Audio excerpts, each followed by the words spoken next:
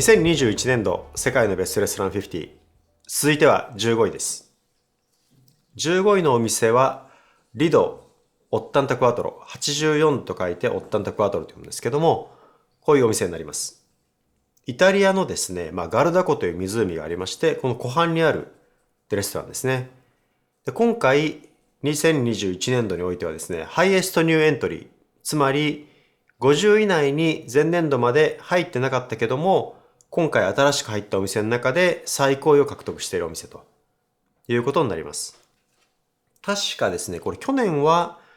注目のレストラン賞、その50位に入らないけども、注目されているというお店に入ってたような記憶がありますけども、こちらリド・オッタンタクワトロ、私が世界中のレストランの中でもですね、本当にすごく大好きで愛しているレストランの一つです。最初に訪れたのが5年ぐらい前ですかね。その時からですね、新しいレストラン、そして、注目のレストランとして名前は知られてはいたんですけども、知られていると言ってもそういう食べるのが好きな方だったりとか、あと主にシェフですね、シェフコミュニティで名前が知られてたお店というふうに言えるかと思います。で、その最初の訪問からですね、私は本当に、感動したというかですね、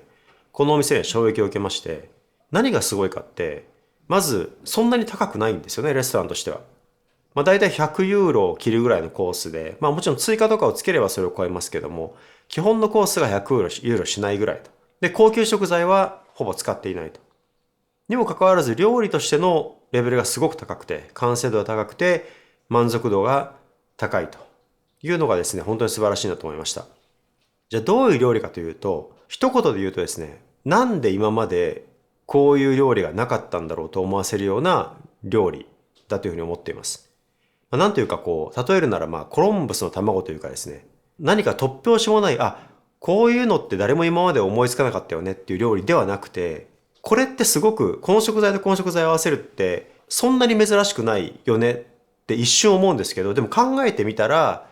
他に誰もやったことがなかったりするんですよね。なので、なんでこれを今までの他のシェフが考えつかなかったんだろうというふうに思わせるような料理なんです。これって本当にすごいことだなって個人的に思ってまして、もちろん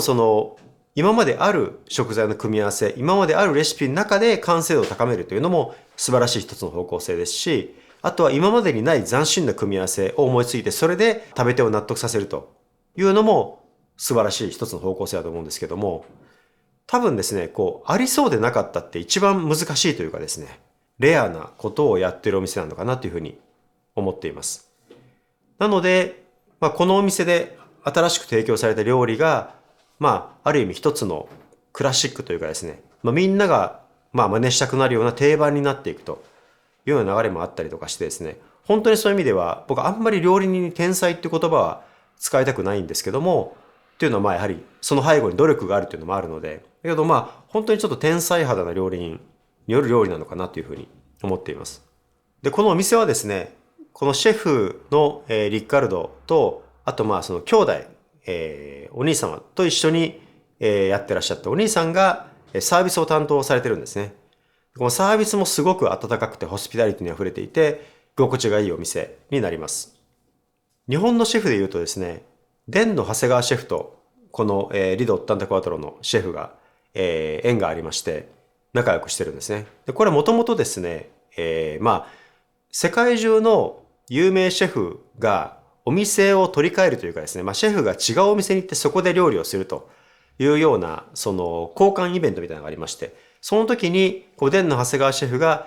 たまたまリドに、アサインされて行ったんですね。で、それでリドのスタッフと仲良くなったっていうのもあって縁ができたんですけども、このリド・オッタンタクワトロと、デンっていうのが、そういう経緯もあって、何度かコラボレーションしてます。で、私もたまたまですね、イタリアに食べに行くタイミングで、リド・オッタンタクワトロに長谷川シェフが行って料理するという機会があったんですね。なので、そこにも、参加させてもらいました。それを含めると私今まで3回ほど行ってるんですけども、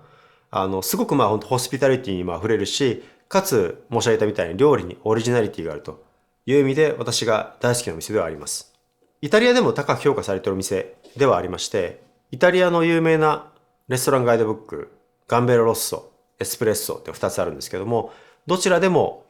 最高評価を獲得しているお店の一つになります。ただ、価格帯的にはですね、そのコースで申し上げたみたいに100ユーロ、いかないぐらいということでですね、多分そういう最高評価のお店の中では一番リーズナブルではないのかなというふうに思っています。なのでその高級食材、良い食材の良さというのを楽しむのも一つのレストランの楽しみ方ですけども、そうでない食材でもどれだけ美味しくできるかというところを追求するのが、そういう意味ではイタリア料理の僕は一つの真髄だと思ってますんで、それを味わえるお店というふうに考えています。続いては第14位のムガリッツです。ムガリッツはですね、スペインのサンセバスチャン郊外にある名店でして、ご存知の方も多いかもしれません。この世界のベストレストラン50でもですね、長年ランクインを続けてまして、もう本当に常連中の常連の一件というふうに言えるかと思います。私はですね、2021年、今年の、夏に、久しぶりに伺ったんですけども、これが3度目、4度目の訪問ですかね。すごく、なんて言いますかね、世界を代表するイノベーティブ、新しいことにチャレンジしているお店というふうに言えるかと思います。3、4年前に伺った時はですね、一番イノベーティブでかつアグレッシブっていうところがですね、ちょっとなんていうか丸くなったというか、比較的安心して食べられる美味しい店という印象を持ったんですね。ちょっと方向転換したのかなというふうに思ったんですけども、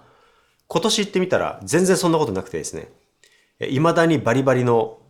アグレッシブな料理を提供するお店でした。中にはですね、食材の組み合わせも含めて非常に難解で、私自身理解を超えるものもいくつかありました。で、サービスの人とそういう話もするんですけども、サービスの方もですね、いやそうだよねと。食について、味覚について考えさせられるような経験。これがムガリッツの一つの特徴なのかなというふうに思います。そういう意味ではですね、私自身理解しきれなかった料理というのも実際あったんですけども、でも同じぐらいやっぱりそうやって挑戦してるとですね、中には本当に素晴らしいホームランがあって、これとこれ組み合わせてこんな味になるんだと。食べる前には想像つかなかったような発見というのがあったりします。そういう意味でですね、単純に美味しいものを食べたいっていう方にはお勧めできるお店ではないんですけども、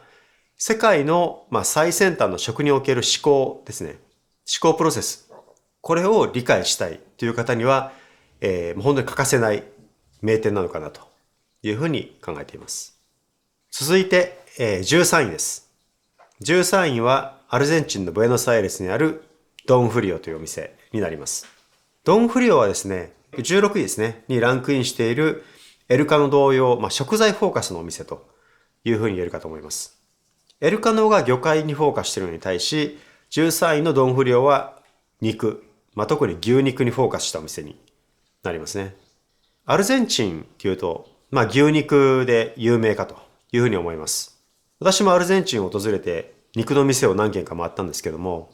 アルゼンチンの牛肉はどちらかというと、あまりその長く長期間熟成させるという文化はなくて、フレッシュに近い状態で食べているというのが私が持った感想でした。ある意味牛肉があまりに日常的にあるので、言い方はちょっとおかしいですけど、サラダ感覚というか、特に牛肉って構えずに、もうサクサクとサラサラと食べれてしまうというようなのが一般的なのかなと。そんな中にあって、このドンフリオは熟成したお肉を出しています。でやっぱりその何日か、毎日食べる肉というよりはですね、たまに食べるごちそうとしての牛肉という意味では、しっかり熟成をかけているお肉っていうのが美味しいなというふうに個人的には思うんですけども、アルゼンチンでは比較的まだ数少ない、熟成、ドライエイジングを行っているお店という意味で、非常に高評価を得ているというふうに思います。アルゼンチンのお肉はですね、主に、牧草を食べている、お肉でして、アメリカでとか日本であるような穀物を食べさせているお肉が主流なんですけども、こちらとは、だいぶ雰囲気は違います。その肉本来の旨味をより味わえるというかですね、風味の濃さっていうのが特徴になるのかなというふうに思います。で、あとですね、そのドンフリオで言うとですね、やっぱりブエノスアイレス、アルゼンチンの肉文化って、やっぱりちょっとその、独特なものがありまして、日本で牛肉って言うとやっぱりヒレ肉だったりとか、サーロインというのが、まあ王様というか主役になるステーキで言うと、メインになることが多いと思うんですけども、アルゼンチンは例えばショートリブですね、まあ焼肉でいうカルビだったりとかですね、っていう部位がメインだったりとかっていう、まあ、あとはランプステーキとかですね。なんでちょっとその主役になってくる部位が違うという意味でも、すごく、興味深いのかなというふうに思っています。まあアルゼンチンを訪れたら本当に、マストで訪れたいお店ではないですかね。特に本当にここ近年評価を上げてまして、ラテンアメリカのベストレストランというこの世界のベストレストラン50の姉妹版があるんですけども、これで確か去年1位に輝いているお店なので、まあ私が訪れた4年前ですね、ちょうどオリンピックの時訪れたんで4年前になるんですけども、その時からどう進化しているのかっていうのをまた改めて確認していきたいと思います。続いて12位が、スタイラーエッグっていうお店ですね。このシュタイラーエッグはオーストリア、ウィーンを代表する名店として知られています。ミシュランで三つ星を獲得しているお店でして、で私が訪れた時も思ったんですけど、本当に三つ星にふさわしいお店だなというふうに思っています。まあその内装とかの、まあ、高級感もそうですし、あとはまあそのサービスですね。サービスが充実していると。で、実際この2021年度世界のベストレストラン50の、ホスピタリティアワード、アートオブホスピタリティ、つまりサービスに与えられる賞を受賞しています。で、単純にまあサービスが丁寧っていうだけじゃなくてですね、そのプレゼンテーションで、例えばワゴンサービスでデザートができたり、チーズができたりっていうのもあって、そこで見せているというところもありますね。で、料理で印象に残っているのはですね、まあ、それなりに複雑なことをやってるんですけども、でもやはりその地元の食材、野菜を中心にした料理を提供していて、で、かつ、その説明、一皿一皿の説明がですね、こうカードの形で渡されるんですね。でそのカードに料理の、まあ、どういう食材がどう使われているか書いてあったりとか、あとアレルギー情報もあったりとか、という意味で何を食べてるかすごく分かりやすかったので、それはその私みたいにその、まあ、情報も含めて食べたいという人間にとってはですね、すごく、有益でした。こちらのお店もですね、私が訪れてからもう5年ぐらい経ってるんですかね。なので、また機会があれば、再訪してみたいというふうに思います。第11位は、日本のデンです。デンをご存知の方も多いかもしれませんが、デンは、東京の神宮前ですね、にあるお店でして、この世界のベストレストラン50、そしてその姉妹版であるアジアのベストレストラン50において、常に上位にランクされているお店になります。このデンの長谷川シェフとは、まあそれなりに長い付き合いになるんですけども、本当にこう、日本の料理というかですね、日本というものを世界に提示するショーケース的なお店なんではないかなというふうに思っています。でその意味はですね、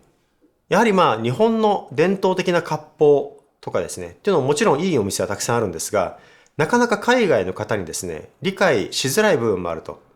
それをエンターテインメント性を盛り込むことによって、よりわかりやすく海外の人でも、これが日本の文化なんだということで楽しめるように、プレゼンテーションしているというところが素晴らしいなと思っています。有名な例えばデンタッキーフライドチキンだったりとか、あとはサラダとかですね。もうこれは定番で必ずあるんですけども、そういうものは例えば初めて行く方は、あ、これがデンの料理なんだ。これインスタで見たなとか、YouTube で見たなっていう形で皆さん楽しむことができると。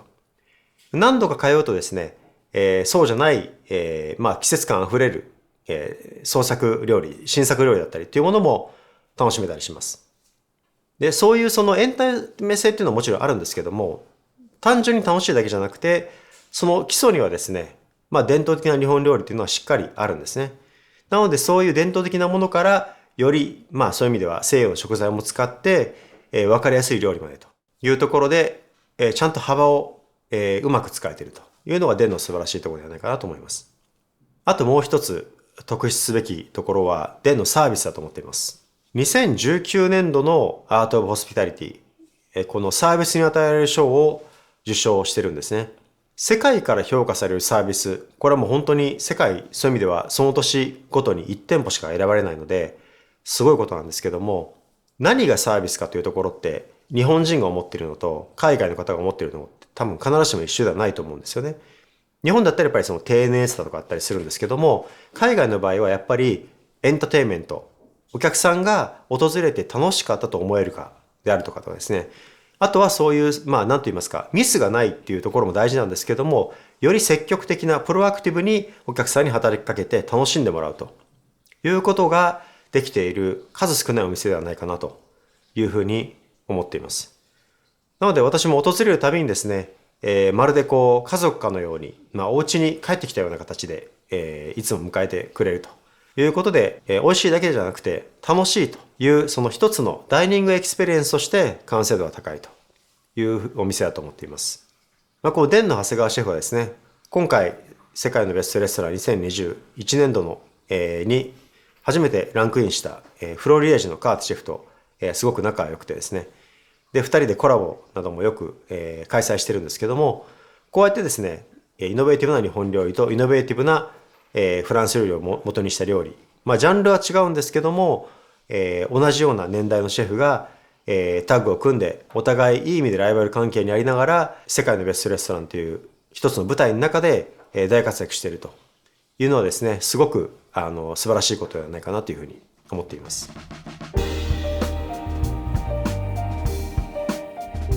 ぜひチャンネル登録をよろしくお願いします。